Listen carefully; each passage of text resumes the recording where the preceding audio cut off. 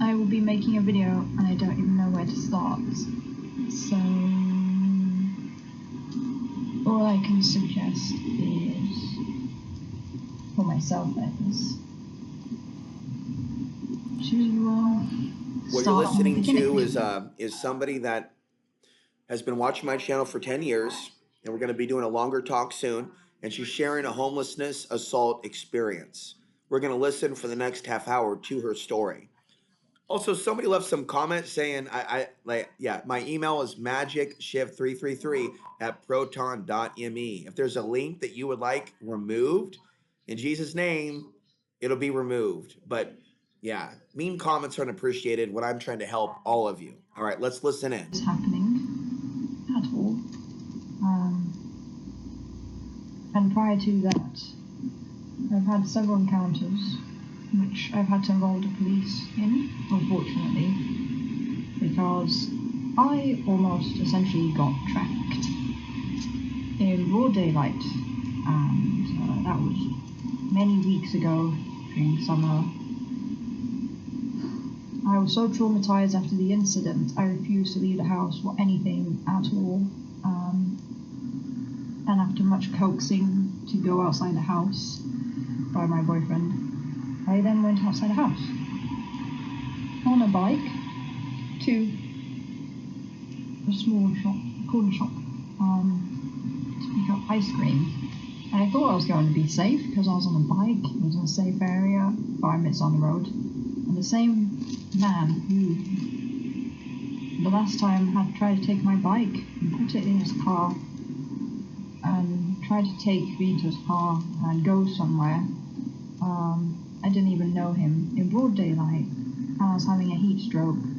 He found me in a park the first time, and I was sat down against a tree, 6 p.m. on a Sunday, I guess. That's when it all happened. That was a horrible incident because he wouldn't leave me alone, and eventually he walked me back home, near home. I didn't go to where home was. I made him walk me back home. Well, he didn't leave me alone at all. He wanted to take me in his car to some strange places, I didn't want to. And so he was holding my bike, walking me back home, not on the bike. And it's not even my bike as well, which made it all the more worse. And I didn't make any reports or anything. I thought maybe it's not that bad. In retrospect, it wasn't that bad, but it was that bad after time had passed. So a week later, when I was on my bike, 5 minutes down the road, less than 5 minutes, 2 minutes, his car stopped in the middle of the road, and he stopped me. His car had tinted windows to look like a black SUV, new and unused even. And I was scared he was going to try and put me into his car. Instead, he tried to forcibly kiss me and kept touching my face, and I was trying to escape, really. But he parked his car right in front of me, saying he'd been looking for me for days and driving everywhere, surveying the area. And I thought, that's wrong, that's messed up. That's when it really started freaking out. And had to give some nonsense response to him, so he let me go, which he eventually did. Because I was on my bike, I was really just going to psych off, but because he stopped me in his car, how was I going to leave? He could have just followed me to a shop, so I thought he would let me go. And I said several times in each instance, I have a boyfriend, please leave me alone. I'm not sure if I could say that, but I was like, really said I'm not interested, blah blah blah. I just froze in each instant, and after a week of locking myself up, he appeared. I decided to, it might have been a bit extreme, do a police report on him, and somebody did a background search on him, and apparently he had left the country, like a week later. So the police called me back, they didn't trace. He was gone, and it felt like he was gone. But as long as he was around, like his presence, I was scared to leave the house. Like my intuition.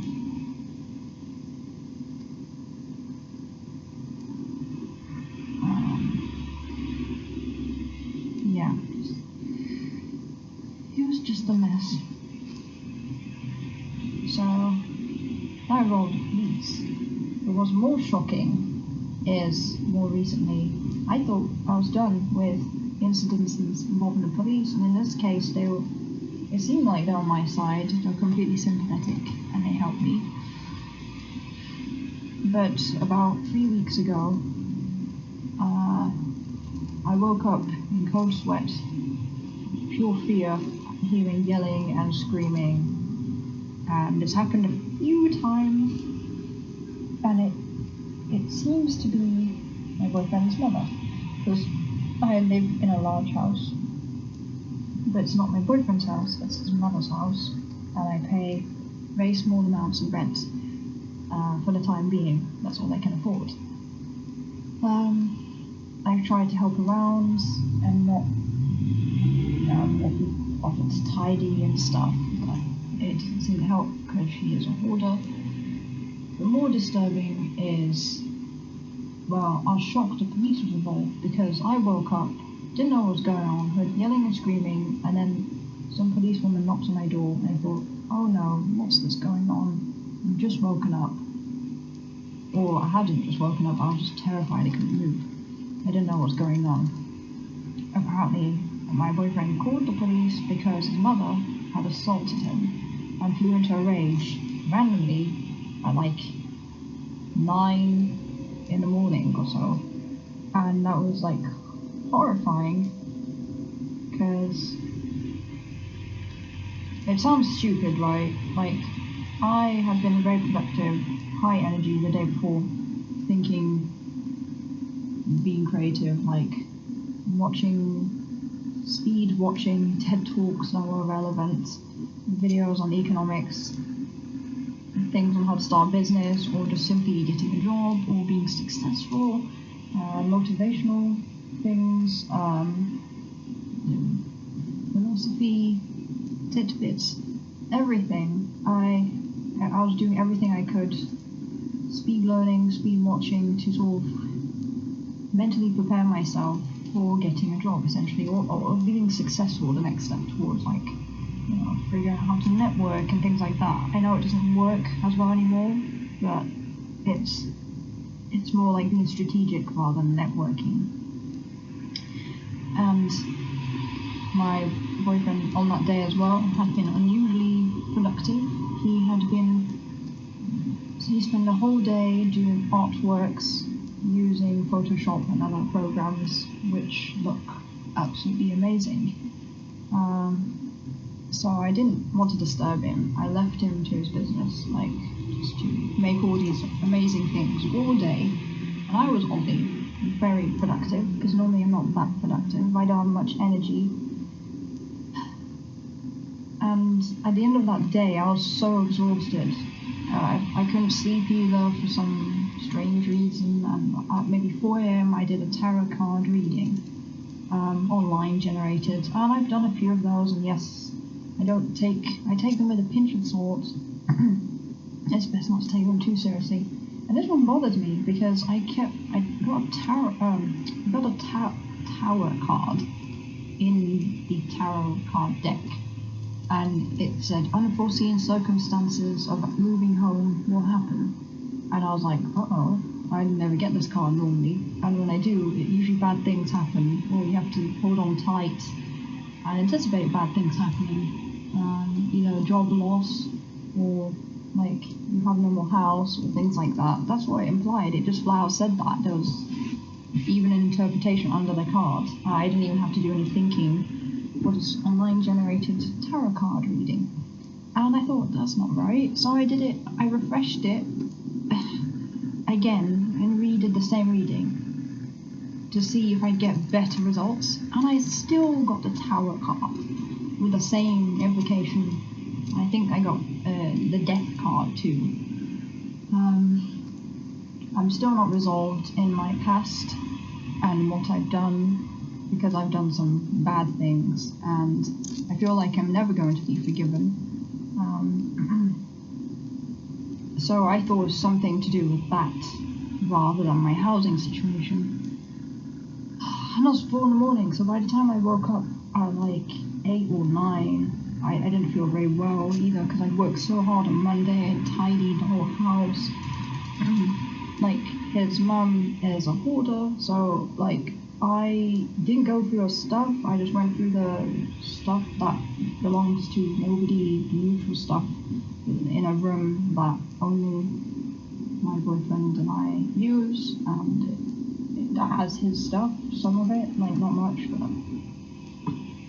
And I think my first thought on the day of the incident when I woke up, because I hardly had slept, was, oh no, it's because I tidied, isn't it? That's why bad things are going to happen. My gut was telling me bad things are going to happen. And then the police obviously got called, walked into my room, asked me questions, and I thought, well, I can't really give a witness statement. She said, you can be a witness or like give a statement if you want. You don't have to. I said I didn't want to because really, like the goal, when I found out later, the goal wasn't to actually get his own mother arrested. It was so she could get help because she has early onset dementia, and the side effects is flying into rages uncontrollably over the tiniest thing out of nowhere. And I suspect she is also alcoholic. I'm not sure, like a functioning one anyway. She's old and she's not very all there. I thought she would be all there because she holds a job down, she seems always busy all the time. I thought maybe I could connect with her, but I can't really talk to her. I suspect she doesn't even like me, but it's not a case that she doesn't like me. I don't think she likes anybody. And she seems obsessed with money and payments and really small petty things. And that's the curse of living with a parent or somebody much older, and I don't like actually living with a parent or someone else's parent because it puts a dampener on being able to think coherently. I've tried my best to mitigate things and be diplomatic, but there's only so much I can do. I was shocked he called the police, but it seemed like pretty bad because if the genders had been reversed, it would have been painful. If it had been a dad punching his daughter, you never hear the end of it. But because it's his mum that hit him, I asked him previously if his mother hit him, and yes, she had hit him, dragged his whole body away, and done things to him in the past. Even in his adult years, I guess, it's not good, basically, and it seems to be getting worse. As a result, I did not feel safe. I mean, from previous arguments, I thought, that's it, I'm leaving, I even asked him, is this normal with the yelling and screaming? It was so bad that one time his mum knocked on my door and apologized, and I was like, well, it's okay, because he explained that I essentially end up traumatized. I do end up traumatized. If people raise their voices, I'm done. I can't. I'm frozen. I actually end up in so much physical pain. When people scream and shout, my knees buckle. They hurt. I end up with knee pain, joint pain. I can't move, and I feel like I have autoimmune problems coming back just like that. It doesn't matter who's shouting, what the context is. My body tenses up. From my own past experiences of abuse, and my dad beating me, my mom also abusing me. It's just a mess. And I thought, this is so stupid. I'd been so productive on Monday, so I had my boyfriend, and then on Tuesday morning, it's like a punishment for working really hard. This happened. So, and she essentially lied to the police, but of course, nobody really wanted him to go to prison. They wouldn't have put her in prison anyway, because what she did was it's more of a mental health issue, so the idea was that she was going to get support, but they did absolutely nothing.